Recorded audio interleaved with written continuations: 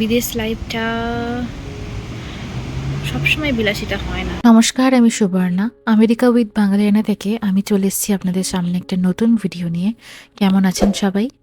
Good morning, welcome back to my new welcome back to my channel with new blog. So আজকেও দেখছি যে খুব রোদ আর খুব গরম পড়ে গেছে। কালকে তো ভীষণ গরম ছিল। কালকে সারাদিন আমি আর বাড়ি থেকে বেরোইনি, এত গরম ছিল। এখনও ইনফ্যাক্ট এখন আমি বারান্দাতে দাঁড়িয়ে আছি, প্রচুর গরম এখনও। তো আমি যাদেরকে বলছিলাম যে এখানে গরম পড়েনি, আজকে দেখছি ভীষণ গরম পড়ে গেছে। আর রোদের জোরটা যেন এখানে আরও বেশি ডিরেক্ট গায়ে পড়ছে। মানে আমাদের ওখানে কি হয়, গরম করে ঘাম হয়, এখানে ঘাম অতটা হয় না, বাট মানে রোদটা এমন জ্বালা করবে যেন জ্বলিয়ে পুড়িয়ে দেবে, এরকম টাইপের রোদটা আর কি। তো যাই হোক, শুরু করি আজকের ব্লগটা। দেখা যাক আজকে সারাদিন আমি কি করি। একটা সুন্দর ব্রেকফাস্ট নিয়ে বসে গেছি আমি এখন জানলার ধারে। যদি খেতে খেতে এখন জানলা দিয়ে দেখ।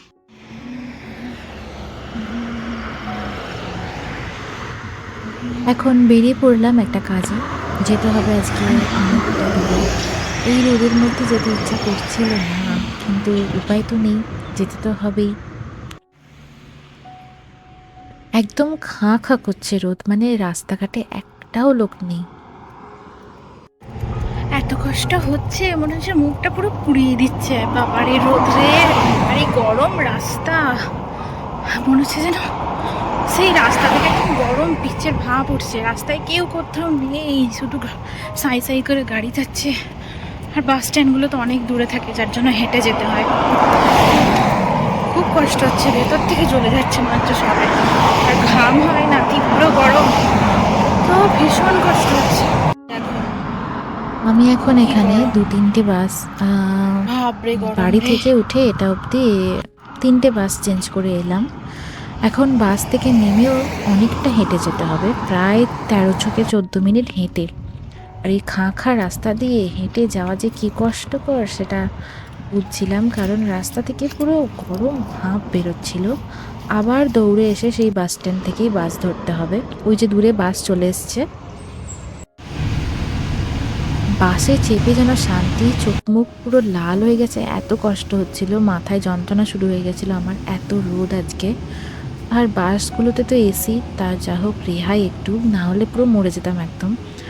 যাদের গাড়ি নেই তাদের যে কী কষ্ট কী কষ্ট, মানে শুধু বাস পাল্টে যাও বাস পাল্টে যাও, আর বাস স্ট্যান্ডে ওয়েট করতে হবে, সেখানে ওয়েট করতেও পুরো অবস্থা খারাপ হয়ে যায়। বিকজ বাস স্ট্যান্ডগুলোতে শুধু কাঁচের একটু ঘেরা থাকে বা কাঠ দিয়ে একটু জাস্ট ছাউনি করা থাকে, মানে ওখানে না আটকাবে বৃষ্টিতে, না আটকাবে রোদে, কিচ্ছু না। ওখানে যে বরঞ্চ বেশি কষ্ট হয়, বাস স্ট্যান্ডের ভিতরে কাঁচগুলো গরম হয়ে যায়। দেখো আমি আবার একটা বাস স্ট্যান্ডে নামলাম, এবার বাড়ি ফিরছি। একটু গাছের ছায়া পেয়ে আমি বসছি, কারণ বাস স্ট্যান্ডে এত গরম যে বসা যাচ্ছে না।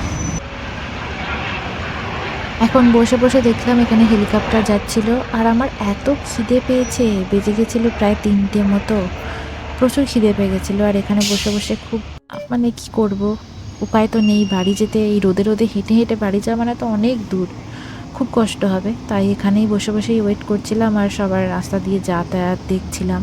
এত গাড়ি যাচ্ছিল পরপর সাঁই সাঁই করে।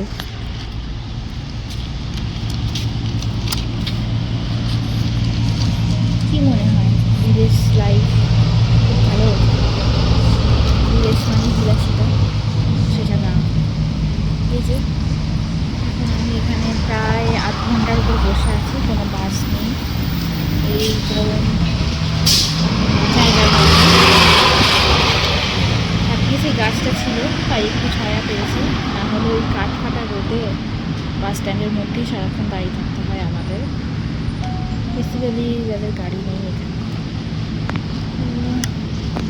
তারাও তোমাদের বাস স্ট্যান্ডে একটু দেখাই। এই হচ্ছে বাস স্ট্যান্ড, দেখতে পাচ্ছ চেয়ার রয়েছে ভেতরে। ঘন্টার পর ঘন্টা এখন বসে আছি, কখন বাস আসবে, তারপরে এখন বাড়ি যেতে পারবো, তারপর বাড়ি গিয়ে ভাত খেতে পারবো। দেখা যাক কখন বাস আসে। বিরক্ত লাগছে, মুখে জাস্ট গরম ভাপ উঠছে। দেখে মনে হচ্ছে আমার পিছনটা তো গ্রিন, গাছের তলায় আছি, তাহলে এত গরম কিসের। এখানে গরমটা সত্যি মারাত্মক, কারণ এই যে আমি এখন এই যে আমি এখন বসে আছি পুরো রোদেরই মধ্যে, দেখতে পাচ্ছ সামনেই রোদ, সেখান থেকে ভাবটা আসছে, তো তাই আমার খুব কষ্ট হচ্ছে, বিকজ প্রচণ্ড রোদ এখানে। So that's why.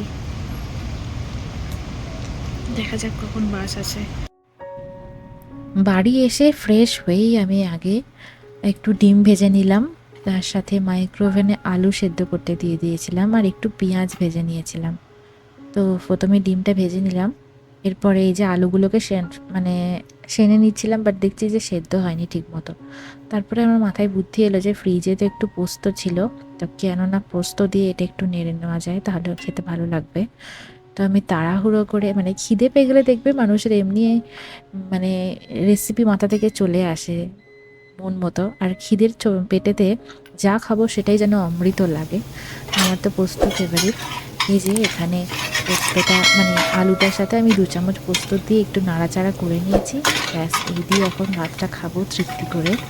আর তার সাথে আমার মুসুরির ডাল ছিল, সেই দিয়েই খাবো এখন। আমি মাকে বলতাম যে আমার আলু ভাতে আর মুসুরির ডাল করে দাও, আর কিছু লাগবে না। এই যে এখন খেতে বসে পড়ি, হয়ে গেছে। আমি ভিডিওটা করতেও পারিনি, যে আমার এত খিদে পেয়ে গেছিলো, আগে খেয়ে নিই তারপরে আমি ভিডিও করবো ভাবছিলাম।